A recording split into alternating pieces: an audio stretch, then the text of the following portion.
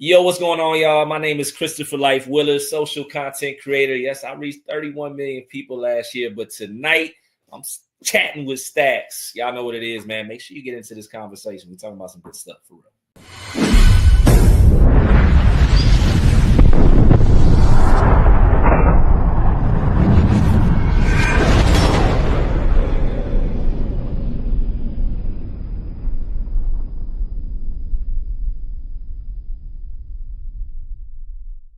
Welcome to this episode of Chatting with Staxx. I'm your host, Bill Staxx, and today I got Christopher Life Willars. What's up, man? What's going on, man? Thank you for having me. Yeah, no doubt. I appreciate you taking the time. Indeed. You have a lot going on right now. Yeah, I got a lot going on. I'm looking at the red moving in your background, and I'm having PTSD right now. Yeah, I definitely got a lot going on right now.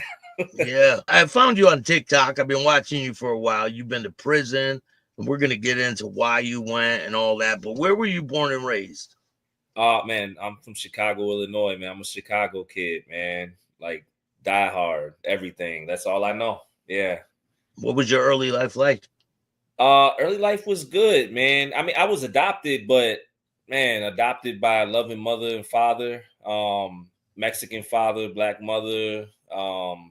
Really raised around my father's side of the family. That was who was out in Chicago. So I guess like culturally raised Mexican.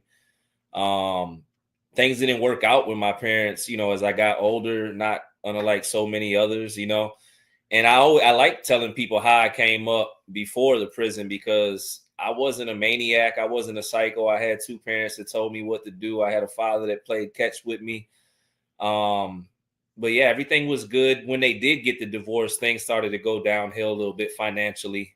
And me and my mother went, from a house to a townhouse and a townhouse to an apartment, and from the suburbs to Chicago to, a part of Chicago or whatnot. So things changed that way. But I didn't get in any real trouble growing up until real high school. About high school, I started fighting a lot. And what was your first altercation? What would it be over?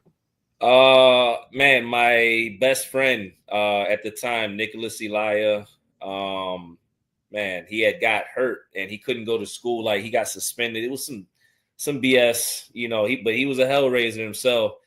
And this guy, he just made a comment, about my brother, my friend, and it was just that morning. And that once I got my first win, so to say, it was kind of like I was in it now, and I became this guy. Started fighting, and nothing like these kids now with the guns and all that, but fighting for sure. I had a problem with my hands and my mouth. And what was your first interaction with law enforcement? Man, first true.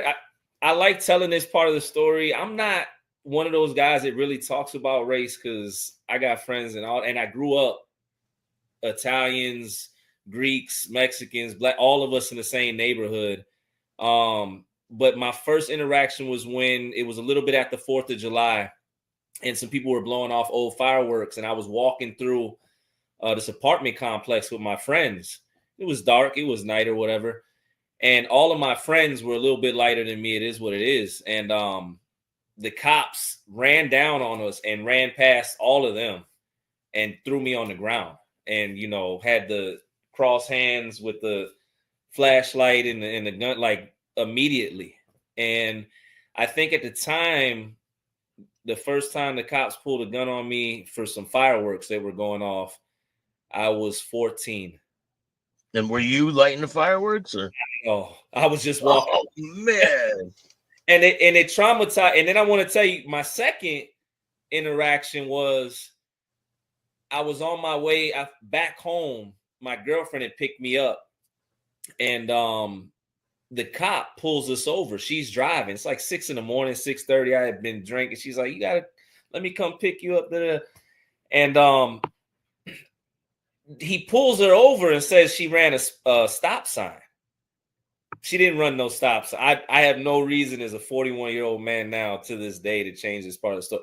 She didn't run no stop sign. He was just sitting there, and he seen two young kids early in the morning on a Sunday morning driving through this part of the city, and he flicked us. And she said what she said to him. She wasn't nasty or nothing, but as soon as he locked in on me, he's like, yo, you ain't got your seatbelt on. I'm like, yo, I'm looking at my seatbelt's on. I'm like, yo, my seatbelt is on. He's like, no, you just put it on when you see me. I was like, and my girl at that time, she didn't even drive the car. If I didn't, that was like her thing. Like, I'm not driving, Yeah. And I tell the guy, which was crazier, 2 weeks from that date, I was supposed to go to basic training. United States Air Force, enlisting at 17. I finally had made some changes in my life, stopped fighting. I got kicked out of high school and sent to a freaking shock treatment program or whatever. But I told him, I begged him, I'm like, man, if you give me a ticket, it's going to mess me up. I'm going to be, I was like, yo, I'm going to be the police. I'm going to be security forces, because I wanted to be the FBI in a whole nother life. I was going to go after like child molesters though. Like I wasn't, and he's like, I don't care. You're lying. He writes me this ticket and I couldn't go into the security forces field in the Air Force. They had to give me a waiver and I ended up having to be a mechanic and I was miserable. I was just over it. In law enforcement, I was pissed off. Now I'm in the military doing a job I didn't really want to do because of that guy. But you did go into the military. I was enlisted during 9/11 too. So yeah, I didn't last in the military because I had a problem with my hands. Yo, I look back as I'm laughing now, but if I could sit down in a room and it's just me and the TV and look, I'd probably be crying, man. I had the opportunity. I came out of basic as an E3 at 17 years. No, I had just turned 18 then. Had every opportunity in the world, man. Active duty United States Air Force. But when I was off base, I was a totally different. I was running the streets. We were out there in Cali. I'd never been to Cali before. I'm from Chicago, and yeah, I was running. So what happens? You get booted out of the Air Force? Yeah, they eventually gave me a general discharge under honorable. Basically, you're basically saying you were good with us while you were on base, but after hours you're a lunatic. Go home. So they ended up giving me a general discharge, and that messed me up more, man. Because then I went from having my own little barracks or whatever. I got my car, my phone. I was engaged when I was in the military out there, to an older chick. All this stuff was going on. Like, I think I'm living life, and then I messed it up. And now I got to move in. My mother moved from Chicago to Virginia while I was in the military. And I went to Chicago for like a month when I got kicked out the military, but I had to go to Virginia where my mom was at. Now I'm in the country. And now I'm in a house with my mom, my grandma, my uncle, and I'm sharing a room with my cousin. And I'm this angry 19-year-old that messed it up. And I'm bitter and I'm resentful. And I got some mental health stuff going on too that I didn't find out till later on, that makes some sense. But your life gets a whole lot worse, don't it? I don't know if has it gotten better since then? Yeah. I mean, listen, God throws all types of stuff at you to see if you can handle it. Man, no, I'm fighting through, and we'll talk about that later. But yeah, it got worse because at the end of the day, now I'm in this room. My cousin's like 10 years older than me. He used to sit in the room and watch Goodfellas all day on repeat, Scarface. Like, he'd talk about being in the streets. But now that I'm a seasoned vet, he was never in the streets. He was just the older cousin that was just talking to the little cousin that's not from here. And man, over time, I think I just fed into some of the hype, and ultimately that's what led me to prison. He was the one, he put a plan together, a few months after me being in Virginia to drive him and his homeboys to go rob a spot, and, it went left. Walk me through that. Man.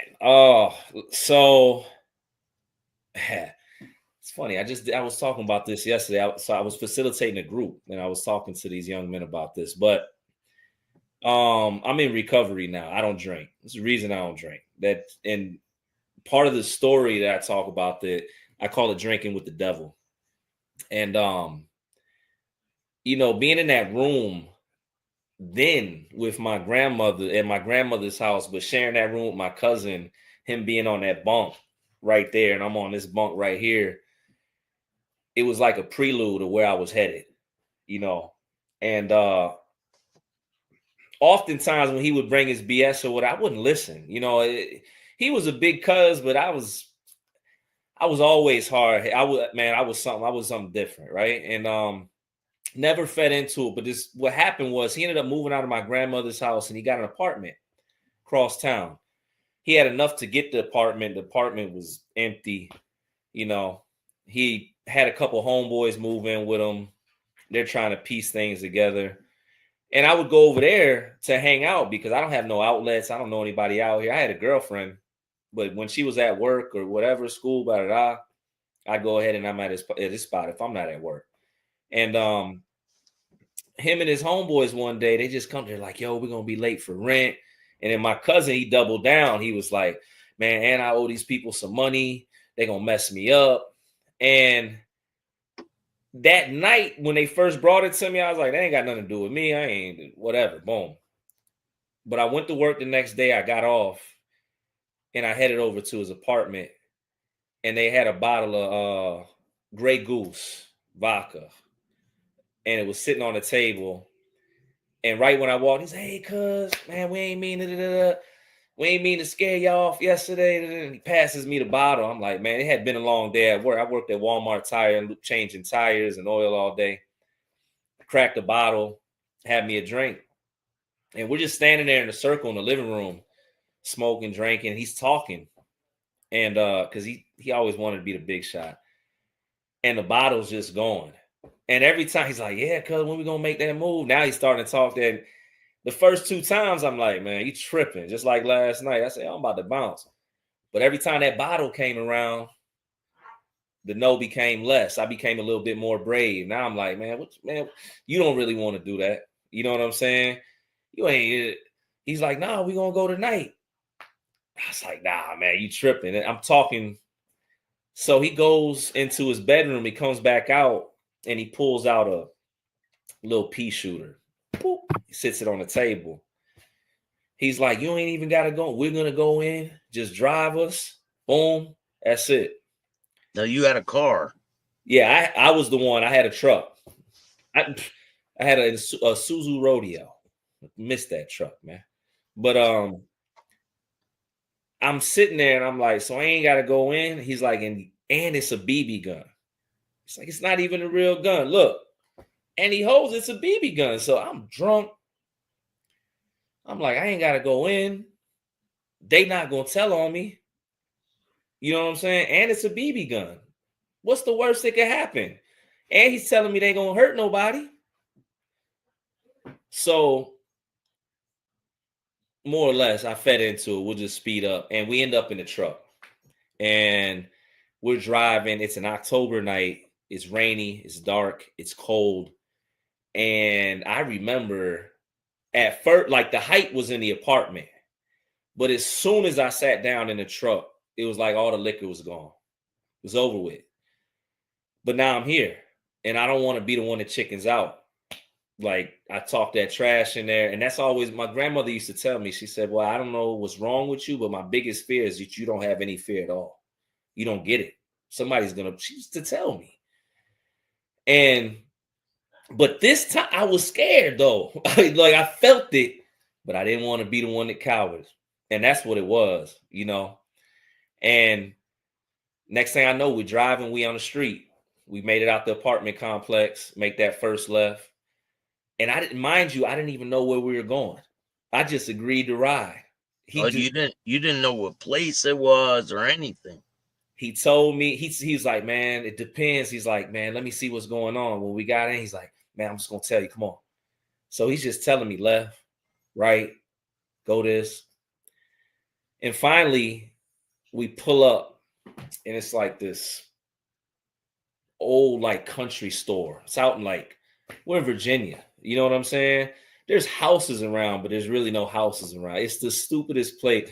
If anybody watching this, please don't rob anything. But especially don't do what we did. So we picked this place, this mom and pop's place. It's out in the middle of nowhere, essentially. We think we know how to get up out of there. Well, he does. And he's just like, yo, park here. We're gonna run in. Mind you, the whole time there, I remember I wanted to call my grandma, my mom. I didn't want to call the police, but I wanted to call mom, somebody, like run interfere. Hey, yo, my cousin tripping, grandma. I just, whatever. I'd rather take that, but I never did. And when we pulled up, he told me park, and they hopped out. And when they hopped out, they was probably only gone for probably like 3 minutes. It's fast now, looking back at it. But then felt like 3 hours, you know. Because I was contemplating, bro. I was contemplating pulling off on them. Like, I was having wild thoughts in the truck because I couldn't see them. I don't know what's going on. And by the time I had cycled through all these thoughts, all of a sudden I heard them getting it on it. You know, when they pulled the truck open, the door open, light pops on.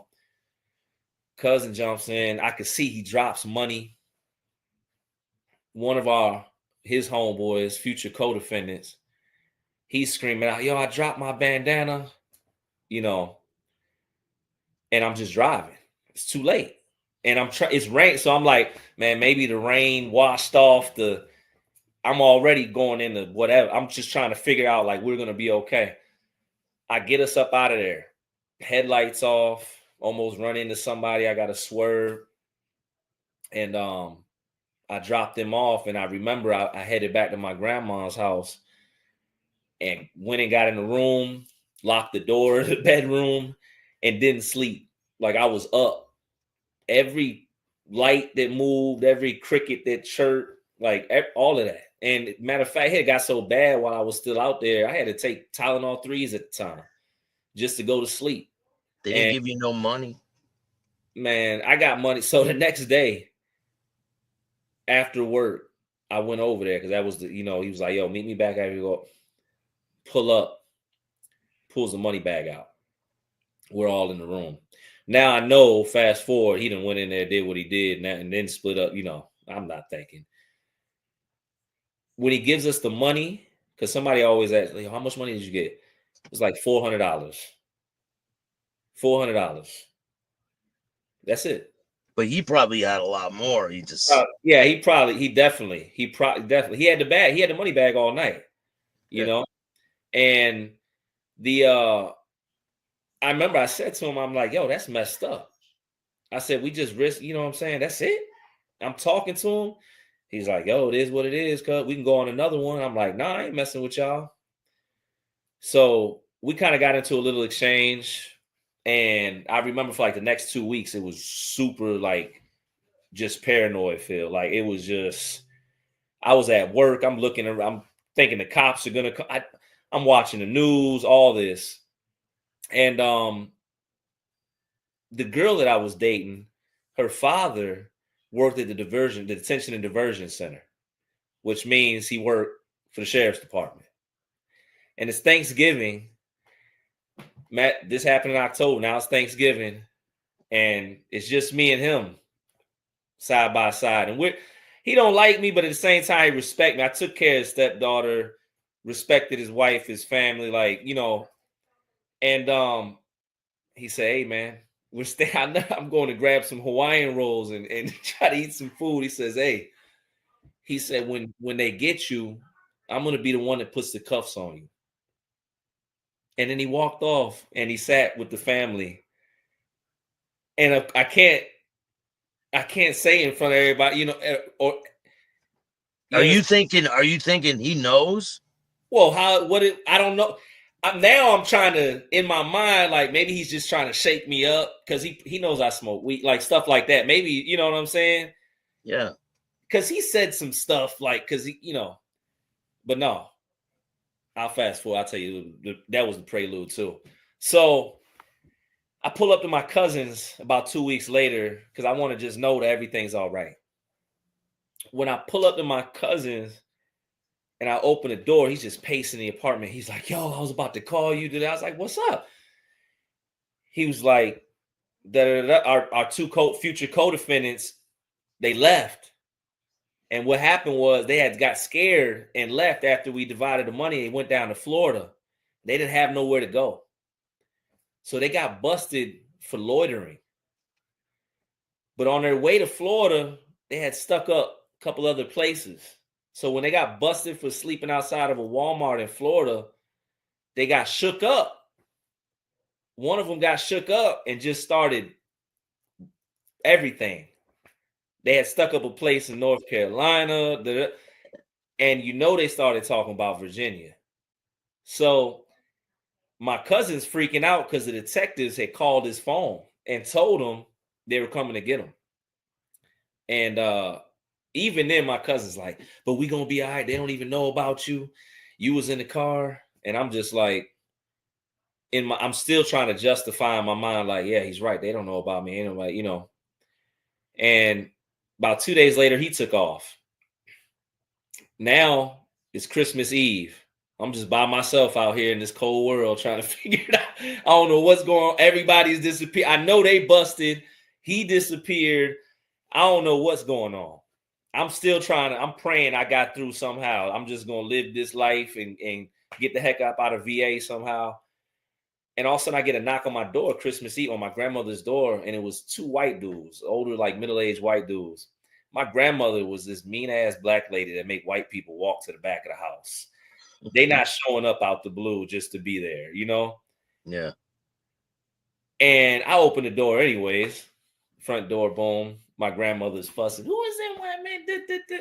I'm like, I don't know, Grandma. Let me find out. And when I turn back around to look at them, he holds up a picture like this. It's a photocopied picture of my cousin hogtied. He done went and tried to rob. I gotta laugh about it. I shouldn't laugh about this, but I gotta laugh about it. I'm so different right now. He went and tried to rob a Chinese store. And mind you, he never had a real gun. Not Chinese store, Chinese restaurant. He never had a real gun. He went in there and they whooped his ass and tied him up with that phone cord and called the police. And that detective was holding up that picture and he said to me, he said, hey, when you run, go somewhere warm. So when we bust you, we could take a vacation. And I looked and I said, I don't know what you're talking about. That's all I could say. He's like, that's nice. Have a good day. Merry Christmas. And they just walked off. Bro, it was over with. You know what I'm saying? Are you thinking to get out of there and take off? Like, I didn't have I wasn't. And here's the thing. In my mind, I don't know if I still thought I was going to beat this thing. I don't know what I was thinking. Maybe I didn't really have anywhere to go. I don't know what it was. You're thinking it's not that big of a deal. You just drove a car. The BB gun, drove the car, blah, blah, blah. And that's part of it. Part of it, I'm like, yo, 2 years. If I get hit, I'll do my 2 years. I'm young. Coming out the military, blah, blah, blah. And the worst part of it all was it went quiet again for like a month. Like I would be driving and when I say quiet, I didn't get any communication from, but I'll see them drive by or they'd be parked at my girl's work. She worked at McDonald's. They might just get a burger at the same and park there because they know I'm gonna pick her up, like random stuff. But a whole month went by. So I'm thinking like maybe they're just messing with me. They're trying to get some evidence. They seeing if I slip up, and about I'd say the first week of February. And this is important to know, everybody. In most states, they do grand jury indictments the first Monday of every month. So if they're coming to get you, you may have been indicted on a Monday without you being in the room, by the way. And that's what happened to me. I had ended up getting indicted by a grand jury because they had evidence. And I was working at the same Walmart my mother did. And I remember my mother's fussing me out because I'm smoking a Newport. She's like, you need to stop smoking. I was like, this is my last cigarette for a long time, Mom. Yeah, it is. Yeah, it is. What the? So I drive us up to my grandmother's house. My grandmother shoots out the house. Says, what did you do? The police were here looking for you. Da, da, da, da. I looked at my mom like, we got to go. And I knew I wouldn't turn myself in. I stopped at 7-Eleven. I called my girlfriend, drank the Sprite to try to stall. You know what I'm saying? I think I was too nervous to smoke a cigarette. I couldn't even smoke a cigarette. Like, I couldn't even really drink that Sprite. And man, my mom didn't even really understand what was going on, which was like the worst. My mom's like an angel. Like some people's moms was like in the streets. And my mom didn't even wear jeans or drink or, you know what I'm saying? Like I had a different angel. And we pull up, she walks me in. She's like, what's going on? I said, Ma, I gotta go in here. And we go in the police department. I walk up to the booth and I'm like, yo, my name's Chris Willars. I think before I could get the rest of that phrase out, them two detectives shot around the out the back door, came through there, cuffed me. And my mother's just screaming. And the worst part of my whole bid part of this process was this moment right here. My mother was screaming. She was just like, let me hug my son.